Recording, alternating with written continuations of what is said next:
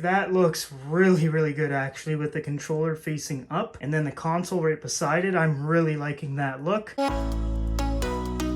Hey, what's up guys? Welcome back to the channel. I finally got myself the PlayStation charging tower for the PS5. Huge pain in the butt to find because it was sold out literally everywhere and people started reselling the accessories too. So I actually found someone selling this on Facebook Marketplace for $100. Shame on you. Like, the console I can understand because like it's really sought after, you know, like you want to make some money. I get it. I totally get it. But like the accessories, come on, like a $40 charger, like really. So I picked this guy up from the source for $40, so let's go ahead and unbox it. Okay, so here is the box, white and blue with black writing, just like all of the other accessories, but Dualsense charging station. You got the PlayStation logo there, compatible with the Dualsense controller, of course. Then on the back, you can charge up to 2 controllers at the same time. Now, the reason why I wanted to get this guy is literally written right on the box. Free up USB ports, which on the actual PS5, I don't have any on the front that's available because I got the Pulse 3D headset and there's a little wireless USB that has to go in, so I just put that on the front, which leaves me with no USB. Plus, I think it just looks a lot cleaner on an actual charging dock like that. Then the click-in design, so it's got a little magnet, it just clicks right onto the charger, and we will see how that works once it's actually opened. That's the other side, that's the top, and that's the bottom. Let's go ahead and open it. I still can't believe how hard this was to find. Like, I didn't think the charging station would be that sought after, but I guess it was. So we open up the white box here. You've got some instructions, got your power adapter here, and then the actual power cord, and then the actual charging station, which I really like this. It feels super premium. You've got the official PlayStation branding up there. Everything is going to look really good because everything that I have for my PS5 is Sony official, so it's going to look really good right beside each other. The charging station is a little bit smaller than I was expecting, but nonetheless, it's not really a big deal. But I do think this is going to look pretty nice right beside the PS5. So right here is where the power cable attaches to. Interesting design for sure, kind of like a V shape. Let's go ahead and test it out. Okay, so I think that looks pretty good already. You can really see the size difference between the charging station and the actual PS5. That thing is tiny compared to the actual console. Let's see if the click magnetic charging really works.